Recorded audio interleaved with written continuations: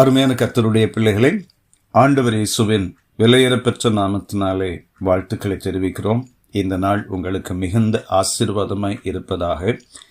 73 சங்கீதம் 28வது வசனத்தினுடைய முதல் வார்த்தையாய் வாசிக்கிறோம். எனக்கோ தேவனை அண்டிக் கொண்டிருப்பதே நலம். இந்த வசனத்தை நாம் வாசிக்கும் போது இன்னும் தேவனோடு நெருங்குவதற்கு நம்மை உற்சாகப்படுத்துகிறது. இதை எழுதின ஆசாப் பல சங்கீதங்களிலே தன்னுடைய அனுபவம் நிறைந்த வார்த்தைகளை சொல்லியிருப்பார். தேவனோடு நெருங்கி இருப்பதையும் அவரை விசுவாசிப்பதையும் அவரை சார்ந்திருப்பதையும் நமக்கு கற்றுக் கொடுத்திருப்பார். ஆனால் இந்த சங்கீதத்திலே சற்று விரக்தி அடைந்ததை நாம் பார்க்க முடிகிறது. 73 சங்கீதம் 3 முதல் 5 வசனங்களை நாம் வாசிக்கும் போது, துன்மார்க்கரின் வாழ்வை நான் காண்கையில் வீம்புக்காரராகி அவர்கள் மேல் பொறாமை கொண்டேன். மரண பரியந்தம் அவர்களுக்கு இடுக்கண்கள் இல்லை. அவர்களுடைய பலன் உறுதியாயிருந்தது. நரற்படும் வருத்தத்தில் அகப்படார்கள். மனுஷர் அடையும் உபாதியை அடையார்கள் என்று சொல்கிறார். 21வது வசனத்திலே, இப்படியாக என் மனம் கசந்தது, என் உள்ளந்திரியங்களிலே குத்துண்டேன் என்று சொல்கிறார். இந்த ஆசாப் தன்னை சுற்றிலும் இருக்கிறவர்களை பார்க்கிறார், உலகத்தை பார்க்கிறார். அவர்களுக்கு எல்லாம் நன்மையாகவே நடக்கிறது. அவர்கள் நினைக்கிற காரியமெல்லாம் நடக்கிறது. அவர்கள் எந்த வேதனைக்குள்ளும் இல்லை. எல்லா பாவமும் செய்கிறார்கள், ஆனால் நன்றாய் இருக்கிறார்கள் என்பதை அவர் பார்க்கிறார். இவருக்குள்ள பயங்கர ஒரு வேதனை வந்துவிட்டது. ஆனால் முடிவிலே சொல்கிறார், இப்படி இருந்தாலும் நான் தேவனை அண்டிக் கொண்டிருப்பதுதான் எனக்கு நலம் என்று சொல்கிறார். சில சூழ்நிலைகள்ல நாம உலகத்தை பார்க்கும்போது அவர்களுக்கு ரட்சிப்பு இல்லாததை உணர முடியும். அபிஷேகம் இல்லை, அவர்களுக்கு நித்திய ஜீவன் இல்லை. ஆனால் தேவன் நமக்கு ரட்சிப்பை கொடுத்திருக்கிறார், அபிஷேகத்தை கொடுத்திருக்கிறார், நம்மோடு கூட இருக்கிறார். நம்முடைய குடியிருப்பு பரலோகத்தில் இருக்கிறது. அங்கு நாம் செல்வதற்கு நமக்காக ஒரு ஸ்தலத்தை ஆயத்தப்படுத்தி கொண்டிருக்கிறார்.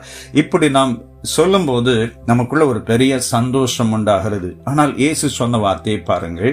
யோவான் 16 அதிகாரம் 20வது வசனத்திலே, மெய்யாகவே மெய்யாகவே நான் உங்களுக்கு சொல்கிறேன், நீங்களோ அழுது புலம்புவீர்கள், உலகமோ சந்தோஷப்படும், ஆனால் உங்கள் துக்கம் சந்தோஷமாய் மாறும் என்று ஆண்டவர் சொல்லியிருக்கிறார். எவ்வளவு உண்மையான காரியம் பாருங்கள். உலகம் சந்தோஷமாய் இருக்கிறது, ஆனால் அவர்களுக்கு நித்திய ஜீவன் இல்லை. நாம் இப்பொழுது சஞ்சலத்திலும் பாடுகளில் இருக்கிறோம், ஆனால் நமக்கு நித்திய ஜீவன் இருக்கிறது. அங்கு நாம் சந்தோஷமாய் இருக்க போகிறோம். ஆனால் ஆண்டவர் தம்மை தேடுகிற பிள்ளைகளை கைவிடாதவர் என்பதை நாம் அநேக வேத வசனங்களிலே நாம் வாசிக்க முடிகிறது. பாருங்கள், மத்தேயு 6 அதிகாரத்திலே 30வது வசனத்திலிருந்து நாம் வாசிக்கும் போது, அற்ப விசுவாசிகளே, இன்றைக்கு இருந்து நாளைக்கு அடுப்பிலே போடப்படும் காட்டு புல்லுக்கு தேவன் இவ்விதமாக உடுத்துவித்தால் உங்களுக்கு உடுத்துவிப்பது அதிக நிச்சயம் அல்லவா? ஆகையால் எண்ணத்தை உண்போம், எண்ணத்தை குடிப்போம், எண்ணத்தை உடுப்போம் என்று கவலைப்படாதிருங்கள். இவைகளெல்லாம் அஞ்ஞானிகள் நாடி தேடுகிறார்கள். இவைகளெல்லாம் உங்களுக்கு வேண்டியவைகள் என்று உங்கள் பரமபிதா அறிந்திருக்கிறார். நமக்கு என்ன தேவை என்பதை ஆண்டவர் அறிந்திருக்கிறார். அவர் நிச்சயமாய் கைவிடவே மாட்டார். நாம் செய்ய வேண்டியதெல்லாம் நம்முடைய தேவனை சார்ந்து கொண்டால் நிச்சயமாக சாலமோன் முதலாய் சர்வ மகிமையிலும் உடுத்தியிருந்தாத ஆசீர்வாதங்களை நமக்கு ஆண்டவர் தருவார்.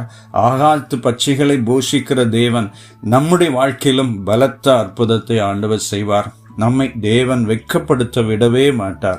நாம் இந்த காலை நேரத்திலே அழுத்தமாய் சொல்லுவோம், எனக்கோ தேவனை அண்டிக் கொண்டிருப்பதே நலம், எனக்கோ தேவனை சார்ந்து கொண்டிருப்பதே நலம். நான் அவரையே முழுவதுமாய் சார்ந்து கொள்கிறேன். எத்தனை கடினமான சூழ்நிலைகள், எத்தனை நெருக்கமான சூழ்நிலைகள், அவமானமான சூழ்நிலைகள் வந்தாலும் நான் ஆண்டவரையே சார்ந்து கொள்வேன். என்னுடைய அன்பு ஆண்டவர் மேல் மாத்திரம் இருக்கிறது என்று இந்த காலை நேரத்திலே அறிக்கையிடுவோம். சேர்ந்து ஜெபிக்கலாம். அன்பு நிறைந்த பிதாவே, நாங்கள் ஆண்டவரை இதை கேட்கிற பிள்ளைகளாகிய எங்கள் ஒவ்வொருவருடைய வாழ்க்கையிலும் ஆண்டவரை நாங்கள் இந்த காலை நேரத்திலே அறிக்கை செய்கிறோம். நாங்கள் உம்மோடு கூட இருக்க விரும்புகிறோம்.